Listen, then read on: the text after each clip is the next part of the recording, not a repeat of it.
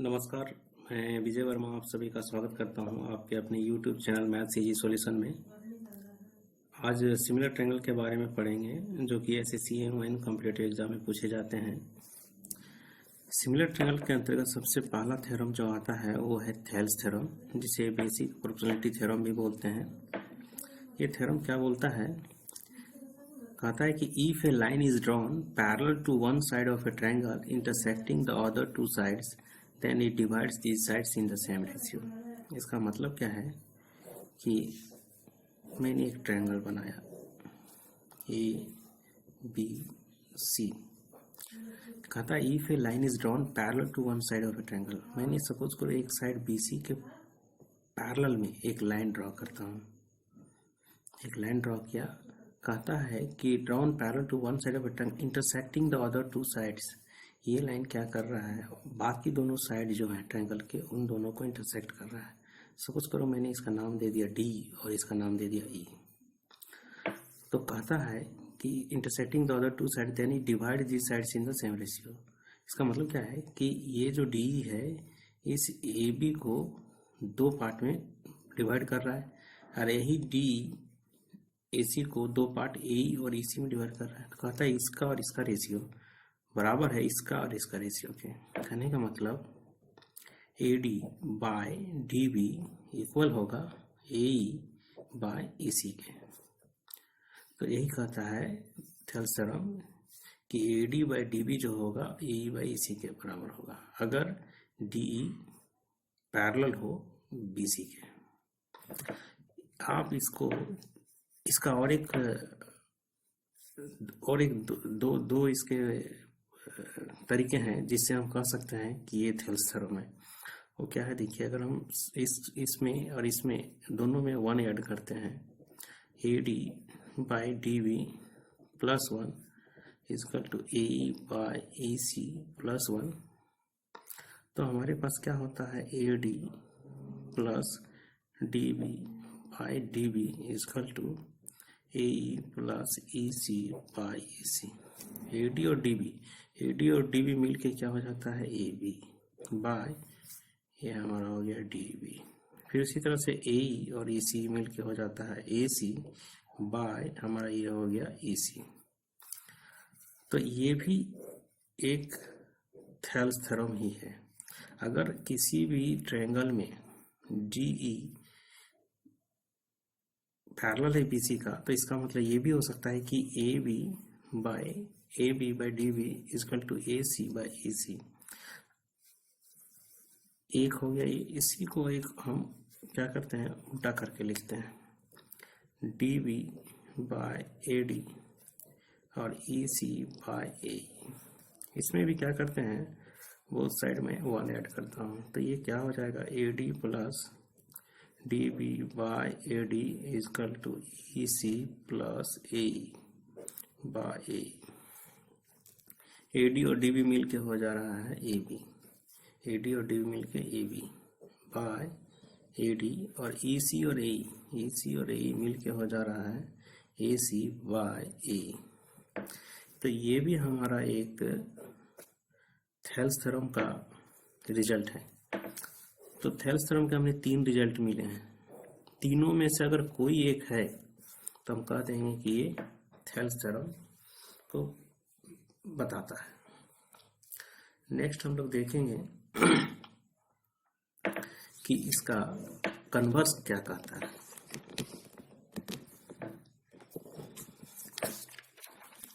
देखिए converse of Thales theorem कहता है if a line divides any two sides of a triangle in the same ratio then the line must be parallel to the third side।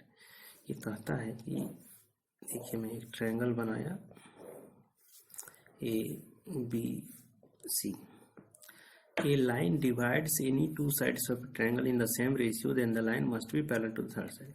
अगर कोई एक line है जो कि इसको और इसको सेम रेशियो में कट कर रहा है, ये सपोज करो मैं नाम दे दिया AB को D पे और AC को E पे कट कर रहा है, इंटरसेक्ट कर रहा है।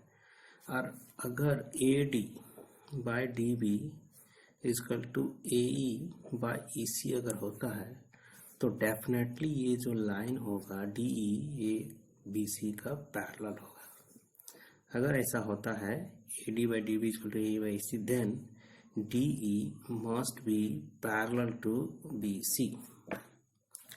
इसी तरह से अगर हमें AB by AD दिया हो या AC by AE दिया हो तो भी हम कह सकते हैं कि DE जो होगा वो पैरेलल होगा BC का।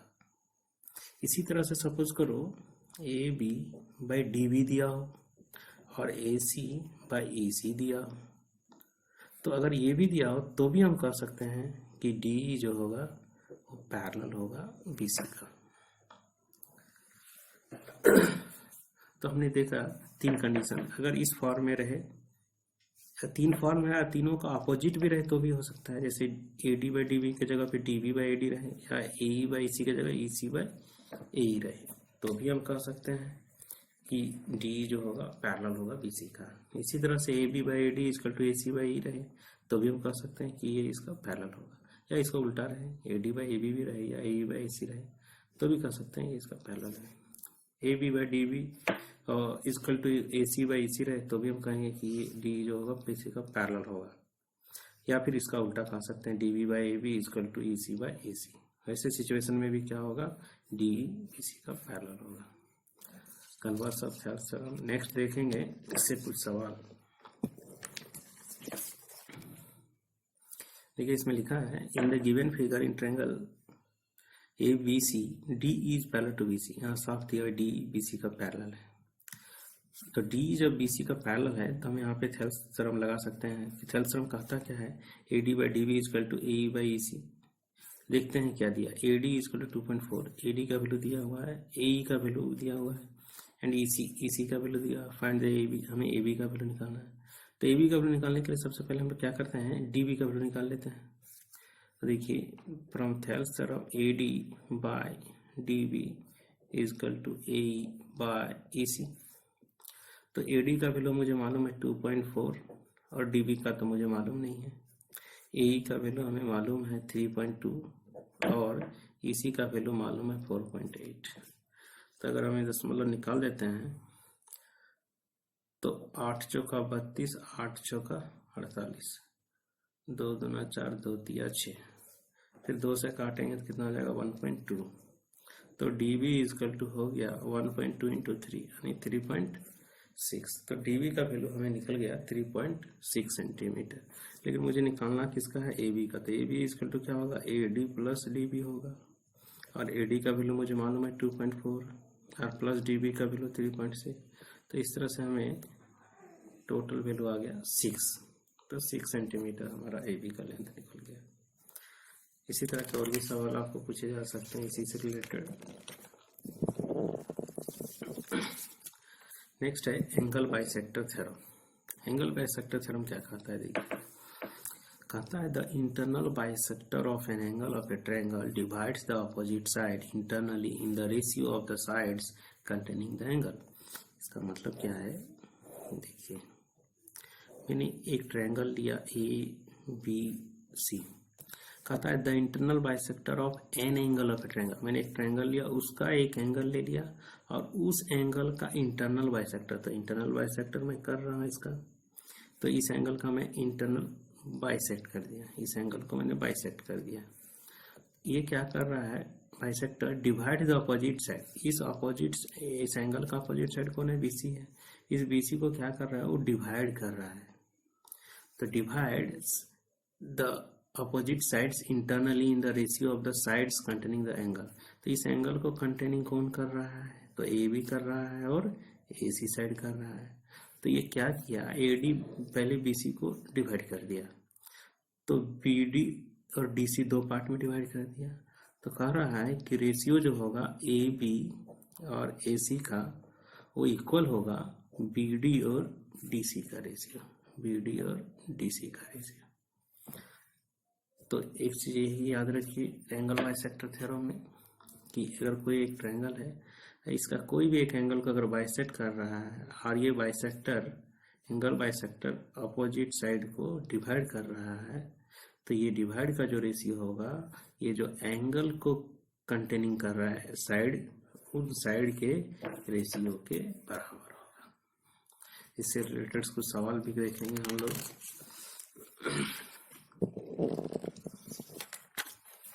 कहता है the bisector of the exterior A of A, इसका और एक थ्योरम है, इस थ्योरम को भी हम लोग देख लेते हैं। जब ये एंगल पहले हम लोगों ने पढ़ा कि एंगल बाइसेक्टर थ्योरम, ये इंटरनल बाइसेक्टर था। नेक्स्ट हम लोग देखेंगे एक्सटर्नल बाइसेक्टर। अगर एक्सटर्नल बाइसेक्ट करें तो कैसा करता है, देखिए। कहता है the bisector of the exterior angle A of a triangle ABC. मैंने एबीसी एक ट्रायंगल बना दिया। इस ट्रायंगल एबीसी का एक्सटीरियर एंगल, तो एक्सटीरियर एंगल किधर होगा, तो एक्सटीरियर एंगल इधर होगा, ये वाला एक्सटीरियर एंगल कहलाएगा। तो इसका बाइसेक्टर, तो इस एंगल का बाइसेक्टर मैंने बाइसेक्ट कर दिया। तो बाइसेक्ट करने से ये इधर चला गया। कहने का मतलब अगर हम बीसी को एक्सटेंड करते हैं तो यहाँ पे मिलेगा। तो देखिए एंगल ए को मैंने, एक्सटीरियर एंगल ए को मैंने बाइसेक्ट कर दिया। इंटरसेक्ट द साइड बीसी, ये जो बाइसेक्टर है ये क्या कर रहा है, इंटरसेक्ट द साइड बीसी। तो बीसी साइड को इंटरसेक्ट कर रहा है। कहाँ पे कर रहा है, प्रोड्यूस इन डी। जब बीसी को हम लोग डी तक प्रोड्यूस करते हैं तो वहां पे ये आके इंटरसेक्ट कर रहा है ये जो लाइन, यानी ये एंगल बाइसेक्ट हो रहा है इसके द्वारा। तो ये बाइसेक्ट मतलब ये जितना एंगल उतना ही एंगल ये होगा। कहता है then A B by A C equal to B D by C D. तो ऐसी स्थिति में क्या होता है कि ए बी और ए सी का जो रेशियो होगा, ए बी और ए सी जो दो साइड है का रेशियो जो होगा वो B D by C D, ये जो बी डी लेंथ हो गया बी डी और दूसरा ये हमारा गया सी डी, इसके रेशियो के बराबर होगा। बिल्कुल वैसे ही है। आपको जैसे यहाँ पे डी मिलता था तो B D by C D होता था, तो यहाँ पे डी पे मिल रहा है तो B D by C D होगा। तो इसी को कहते हैं external angle bisector theorem. Next चलते हैं।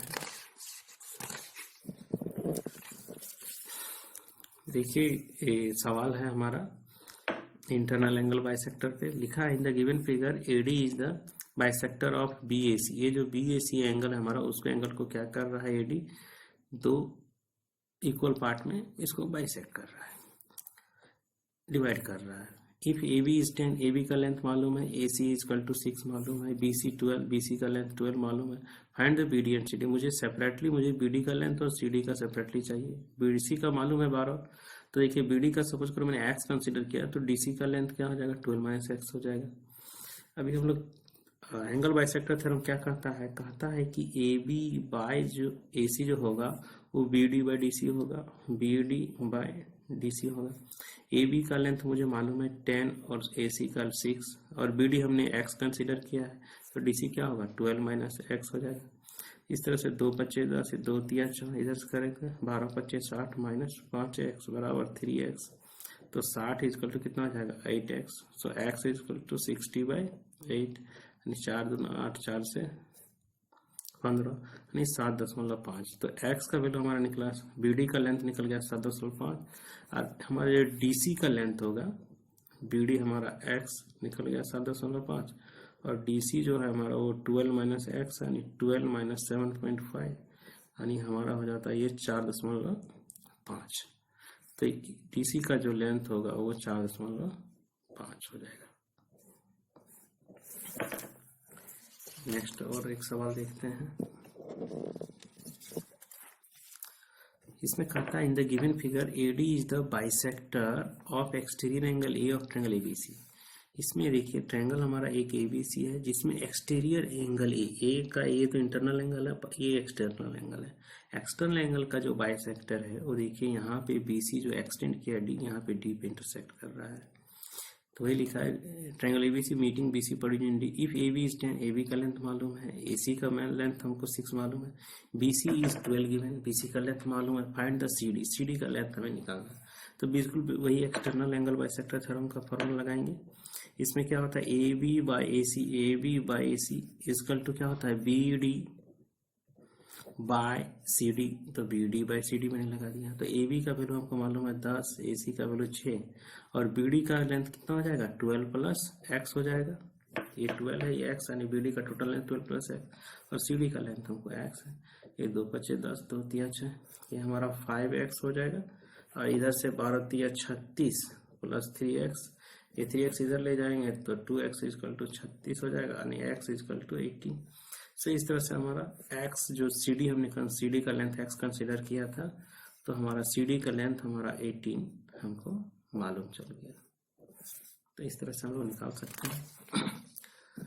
नेक्स्ट एक क्वेश्चन इस तरह से पूछा जाता है कि if the bisector of an angle of a triangle bisect the opposite sides. तो सबसे पहले तो एक ट्रायंगल मैंने बना लिया, नाम दे दिया ABC। कहता है if the bisector of an angle of a triangle, तो सपोज करो मैंने एक एंगल ले लिया और इसका बाइसेक्टर मैंने सपोज करो इस एंगल को बाइसेक्ट भी कर दिया। तो बाइसेक्टर क्या कर रहा है, ये जो बाइसेक्टर है सपोज करिए मैंने D नाम दे दिया, तो if the bisector of an angle of a triangle bisect the opposite side है, तो ये AD जो एंगल बाइसेक्टर है अपोजिट साइड जो BC है इसको क्या कर रहा है, बाइसेक्ट कर रहा है। बाइसेक्ट का मतलब होता है इक्वली इसको डिवाइड कर रहा है। तो BD का जितना लेंथ होगा उतना ही DC होगा, क्योंकि ये बाइसेक्ट कर रहा है। BD equal to DC, bisect करने का मतलब इक्वली डिवाइड करना, तो BD इक्वल टू हमारा DC हो गया। अभी देखिए ये तो एंगल को बाइसेक्ट करने वाला AD है, तो हम लोग एंगल बाइसेक्टर्स थ्योरम से जानते हैं कि AB बाय AC जो होगा वो क्या होता है, BD बाय DC होता है, BD बाय DC होता है। और यहाँ पे BD DC के बराबर है, BD जो है वो DC के बराबर, तो BD के प्लेस में हम लोग DC पुट कर सकते हैं, तो DC बाय DC हो जाएगा, यानी ये 1 आ गया। कहने का मतलब AB by AC equal to 1, यानी AB जो होगा वो AC के बराबर हो जाएगा। तो हम देख रहे हैं कि AB जो हो गया वो AC के बराबर हो गया। और तो पूछ रहा है कि then the triangle will be, तो ये ट्रायंगल कैसा है, तो हम जानते हैं कि अगर किसी भी ट्रायंगल का दो साइड अगर बराबर हो तो उसे हम जानते हैं आइसोसेलेस ट्रायंगल कहते हैं। तो यहाँ पे AB AC के बराबर है, इसीलिए ABC क्या हो गया, ट्रायंगल ABC आइसोसेलेस ट्रायंगल हो गया। तो यहाँ पे क्या हो जाएगा, आइसोसेलेस हो जाएगा, isosceles triangle. Okay, thank you.